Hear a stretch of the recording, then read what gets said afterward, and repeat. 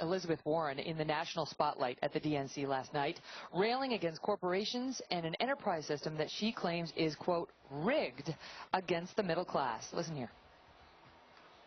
People who can be counted on to help their kids, their parents, their neighbors, and a lady down the street whose car broke down. People who work their hearts out but are up against a hard truth. The game is rigged against them. Their fight is my fight, and it's Barack Obama's fight too. People feel like the system is rigged against them. And here's the painful part. They're right. The system is rigged. We're Americans. We celebrate success. We just don't want the game to be rigged. We started to take children out of factories and put them in schools. We began to give meaning to the words consumer protection by making food and medicine safe. And we gave the little guys a better chance to compete by preventing the big guys from rigging the markets. Joining me now, Simon Rosenberg, president and founder of NDN, a think tank and advocacy organization. He's also a former campaign advisor to President Bill Clinton. And Mark Thiessen, who's a fellow at the American Enterprise Institute and a former speechwriter for President George W. Bush. We'll have this discussion as Foo Fighters goes through their sound check. Just want to tell our viewers that these bands, first it was James Taylor, now it's Foo Fighters. They were supposed to be doing this outside at this big stadium a bit later in the day to keep the folks who are waiting for the big night entertained. They will be performing in front of a much smaller crowd in a little bit. This isn't the real performance, just the sound check, but it's been entertaining. Okay, let's talk about Elizabeth Warren. So she gets up there, and you tell me, Mark, she claims the system is rigged, and Brit Hume last night suggested she sounded like somebody who was railing against an incumbent president, and she was advocating to unseat that incumbent president. I think Britt is right. Look, I agree with Elizabeth Warren that the system is rigged and the economy is rigged. But here's the interesting thing. As she was standing there on that stage railing against corporate lobbyists and a rigged economy, she forgot to mention something. Her microphone was paid for by corporate lobbyists who have benefited from Obama's rigged economy. The entire Democratic National Convention that you have there behind you is being subsidized by a $10 million from Duke Energy, whose CEO is one of Obama's biggest political contributors, has given tens of thousands of dollars to him. Duke Energy is also one of the biggest recipients of Obama's stimulus funds. They've gotten more than $200 million of our tax dollars through Obama's green energy program. So Elizabeth Warren is standing there railing against a rigged economy on a podium that was paid for by crony capitalism. And it's not just Duke Energy. She failed to mention Solyndra, whose executives gave $87,000 to Barack Obama's election campaign and got $535 million of our funds.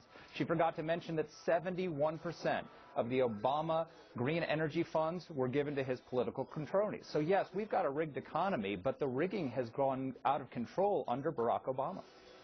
Simon? I think what she was referring to is what's happened in the disparity of income growth between middle-income people and wealthy people, and how people like Mitt Romney can pay a third, his tax rate can be a third of what middle-class people pay. Middle-class people pay 30-35% in their taxes. Mitt Romney paid 13%. He's got tax havens that he uses all around the world to shield himself from paying taxes. What she was referring to is that wealthy people have tools to get out of paying their fair share that regular people don't have. And that to protect that, what the Republicans are saying is we want to lower those tax rates. Paul Ryan wants to eliminate all taxes from Mitt Romney, so he's paying 0%, making the disparity in wealth even greater, while also starving things like infrastructure and schools that are needed for middle-class people to get ahead. So I think she was obviously referring to something different than what Mark was referring to, and I think this is a legitimate part of the debate that we're going to hear in the next 60 days. But she did rail on lobbyists. She talked about, armies of lobbyists. But I want to ask you this, Mark, because Simon talks about the tax rate. The truth is that the wealthy, including Mitt Romney and billionaires and so on, they pay a higher tax rate on their income than anybody in the country. On their income tax, they pay the most. But they make a lot of their money, some of these people, through the capital gains tax, and that is a lower rate than income tax. So that's what Simon's referring to. Bill Clinton last night got up here and talked about, how well things were under him. He actually lowered the capital gains tax on Americans. And so there's a real question about whether, this whole argument is playing into the Republicans' argument that the Democrats are trying to divide us by class. No, that's exactly right. Bill Clinton lowered the tax rate, and you're absolutely right. We need to encourage entrepreneurship instead of railing against entrepreneurship. I think it's very telling that the Democrats chose the intellectual author. If you didn't build that, the person who gave the idea to Barack Obama in the first place, as one of their top speakers. And the idea that she's standing there as a champion of the middle class under Barack Obama. The average income of an American family in the last 3 years has fallen $4,000 in the last 3 years. 2.6 million Americans have fallen under the poverty line out of the middle class. So if Barack Obama is a champion of the middle class, I'd hate to see what an enemy looks like. What we have to do is we have to free up entrepreneurship, free up business, and we have to get rid of all of these corporate loopholes, yes, all the subsidies, but also the tax loopholes, and get the government out of the business of picking winners and losers. And the problem is that Barack Obama and Elizabeth Warren don't want to get out of the business of picking winners and losers. They're perfectly fine with a rigged economy as long as they get to rig it. Simon, on that question of division, Michelle Obama told us that Barack Obama doesn't think of us as us and them. He doesn't do that. And yet last night, Elizabeth Warren gets up there and talks about how oil companies are bad, billionaires aren't great, Wall Street CEOs have no shame, they demand favors, they act like we should thank them. Isn't that divisive language? I mean, all Wall Street CEOs are bad and billionaires are paying lower tax rates than their secretaries and oil companies? I mean, isn't that the kind of division that was trying to say the president doesn't do? I don't think there's anything that Elizabeth Warren said last night that was untrue.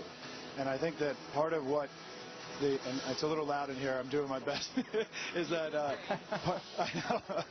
I love that video, by the way, Megyn. That was terrific before we came on. But I think what Elizabeth Warren was trying to say last night, and I think what the Democrats are saying this week, is that we just have a different vision for how the economy should work than the Republicans. We believe that we're all in this together. We believe that people should pay their fair share.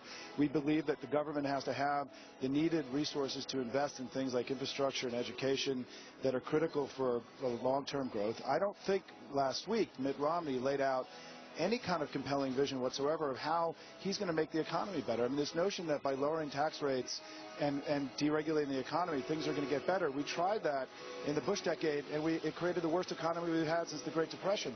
We've already done that. It didn't work, and they're not offering anything new. And I think I think what Elizabeth Warren and this convention is about is we're laying out a different vision. And it's a vision that we tried in the 1990s and it worked, and we're going to try to continue to do it as we go forward, recovering from the worst economic recession and financial crisis we've had in 70 years.